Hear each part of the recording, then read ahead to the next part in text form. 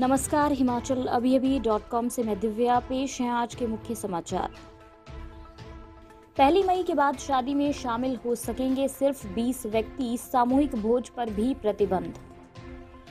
कोटखाई में भीषण अग्निकांड, 6 मकान जलकर राख, बुजुर्ग महिला की जलकर मौत।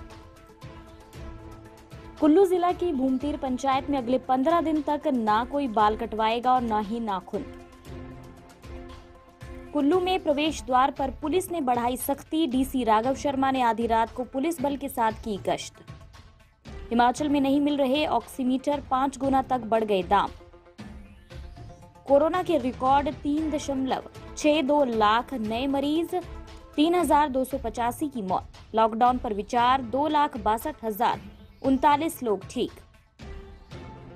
दिल्ली में अब एलजी ही सरकार, कोरोना के बिगड़े हालात के बीच नया कानून लागू। अब कोई भी फैसला लेने से पहले एलजी की अनुमति लेनी होगी। आरबीआई ने दिए संकेत, कोरोना की दूसरी लहर बेकाबू हुई तो बढ़ेगी महंगाई। अब समाचार विस्तार से। देश व प्रदेश में बढ़ते कोरोना के मामलों को देखते हुए आप भी सुरक्षा के ये 3 एहतियाती उपाय जरूर करें। मास्क पहने, सोशल डिस्टेंसिंग के लिए 2 गज की दूरी है जरूरी और अपने आसपास सफाई बनाए रखें। 45 वर्ष या इससे अधिक आयु के लोग कोरोना का टीका अवश्य लगाएं। आपके स्वास्थ्य का प्रहरी, श्री बालाजी हॉस्पिटल, कांगड़ा, हिमाचल। कोरोना के बढ़ते मामलों पर जिला प्रशासन ऊना ने शादी समारोह में शामिल होने वाले व्यक्तियों की संख्या 50 से घटाकर 20 कर दी है। इस संबंध में आदेश जारी करते हुए डीसी ऊना राघव शर्मा ने बताया कि 1 मई 2021 के बाद शादी में वर वधू को मिलाकर दोनों पक्षों से कुल 20 ही लोग शामिल हो सकेंगे। ये शादी में भाग लेने वालों की कुल संख्या रहेगी।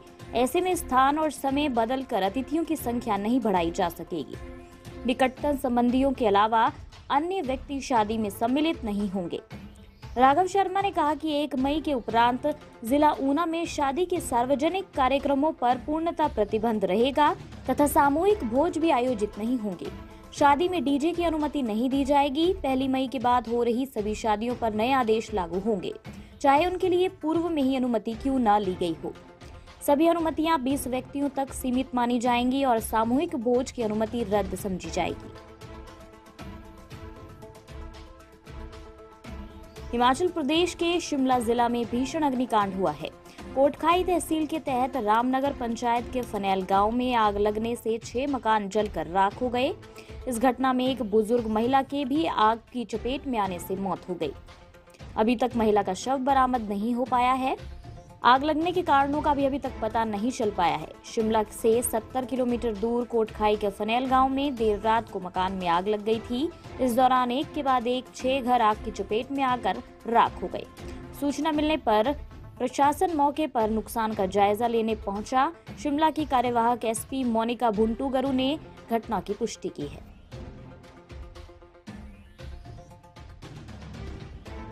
कोरोना के प्रकोप के बीच कुल्लू जिला की लघाटी के तारापुर कोठी के अंतर्गत भूमतीर पंचायत के तहत जियानी नामक स्थान पर देवता वीर कैला के छत्र व मोहरों का निर्माण किया जा रहा है। ऐसे में जब तक कार्य मुकम्मल नहीं होता तब तक यहाँ के लोग देव परंपरा का निर्वहन करेंगे। फिलहाल देव कारकुनों के अनुसार इसकी अवधि 15 दिन निर्धारित की गई है। करीब 22 वर्षों के बाद देवता के छत्र व मोहरों का निर्माण किया जा रहा है। बंजार घाटी के सुनार देवता के छत्र व मोहरों को बनाने में जुट गए हैं। इस दौरान देव कार्य में जुटे सभी लोग एक समय का ही भोजन करेंगे। स्थानीय बोली में इसे घाट कहा जाता है। जब मोहरों व छत्र का निर्माण होता है तो इसे घाट कहा जाता है। इसके साथ देवता का रथ भी तैयार किया जाएगा। कार्य पूर्ण होने पर देवता की ओर से अपने हरियाणों के लिए एक भोज का भी आयोजन किया जाएगा। जिला ऊना के प्रवेश द्वारों पर मध्यरात्रि से पुलिस बल तैनात हो गया है और बाहरी राज्यों से हिमाचल में प्रवेश करने वालों का पंजीकरण जांच कर उन्हें हिमाचल में प्रवेश करने दिया जा रहा है। बाहर से आने वाले लोगों के लिए पंजीकरण अनिवार्य कर दिया गया है। साथ ही उन्हें होम आइसोलेट भी किया जा रहा है। मात्र कुछ कैटेगरी में होम आइसोलेशन को छूट दी गई है, जैसे रोज यात्रा करने वाले जिन्हें 2 वैक्सीन लगाई गई है और मात्र 72 घंटे के अंदर हिमाचल में वापस आने वालों को होम आइसोलेट नहीं किया जा रहा है। मध्यरात्रि से जिला ऊना के 16 प्रवेश द्वारों पर पुलिस बल तैनात हो गया है, जो पंजीकरण देखकर अब बाहर से आने वालों को हिमाचल में प्रवेश की अनुमति दे रहे हैं। जो लोग किन्हीं कारणवश यात्रा में थे और उन्हें नियम की जानकारी नहीं थी, उनका रजिस्ट्रेशन प्रवेश द्वारों पर ही किया जा रहा है। अन्य समाचार ब्रेक के बाद। Shri Balaji multi speciality hospital Kangra, जहां आपको एक ही छत के नीचे मिले बेहतरीन चिकित्सा सुविधाएं, cardiology, laparoscopic, general surgery, neuro surgery, orthopaedics, paediatric, radio diagnosis, urology, gastroenterology, ophthalmology, pathology, medicine, anaesthesia और डेंटल जैसी अत्याधुनिक और बेहतरीन चिकित्सा सुविधाएं, 24 घंटे इमरजेंसी सुविधा, 9 बेड के साथ critical care unit, cardiac monitor और डिफिब्रिलेटर्स, सेंट्रल ऑक्सीजन लाइन और वेंटिलेटर सुविधा। हिमाचल प्रदेश के सबसे बड़े निजी स्वास्थ्य सेवा प्रदाताओं में से एक Shri Balaji multi speciality hospital Kangra राष्ट्रीय स्वास्थ्य बीमा योजना के साथ सूचीबद्ध Shri Balaji multi speciality hospital Kangra BPL परिवारों के लिए अस्पताल में कैशलेस भर्ती होने के साथ ही ईसीएच की भी सुविधा। हमारा पता Shri Balaji multi speciality hospital, Balaji Vihar, Ujjain, Kangra. संपर्क करें 9218411108 पर। Shri Balaji multi speciality hospital Kangra. Corona की दूसरी लहर में संक्रमण के मामले बढ़ने के साथ ही शरीर में ऑक्सीजन की मात्रा मापने के लिए इस्तेमाल होने वाले ऑक्सीमीटर की बड़ी मांग के बीच दवा की दुकानों में इनका स्टॉक खत्म हो गया है। हिमाचल प्रदेश में कंपनियों ने 800 रुपए के ऑक्सीमीटर के दाम 5 गुना यानी 1800 से 4000 तक बढ़ा दिए हैं। दवा विक्रेता ऑक्सीमीटर नहीं मंगवा पा रहे हैं। कीमतों में उछाल के बाद चाइनीज ऑक्सीमीटर की खपत बढ़ गई है। ऑक्सीमीटर को उंगली पर लगाकर आसानी से पता लगाया जा सकता है कि मरीज के शरीर के ऑक्सीजन का स्तर कितना है। कोरोना के प्रकोप के चलते एक ही दिन में 3285 संक्रमितों ने दम तोड़ दिया है और इस अवधि में 3,62,757 नए संक्रमित मिले हैं। भयावह हो चुकी स्थिति को ध्यान में रखते हुए स्वास्थ्य मंत्रालय ने 150 जिलों में लॉकडाउन की सिफारिश की है। ये वो जिले हैं जहां संक्रमण की दर 15% से ज्यादा है। ताज़ा हालात के चलते भारत दुनिया का चौथा देश बन गया है जहां इस महामारी के चलते 2 लाख से ज्यादा लोग अपनी जान गंवा चुके हैं।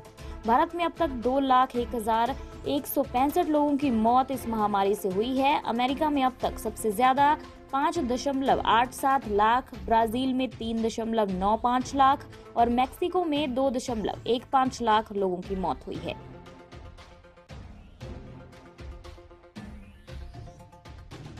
दिल्ली में अब सरकार का मतलब उपराज्यपाल ही होगा। कोरोना से बिगड़े हालात के बीच केंद्र सरकार ने नया कानून लागू करने का आदेश जारी कर दिया है, यानी अब दिल्ली में एलजी की मंजूरी के बिना सरकार कोई कदम नहीं उठा सकती।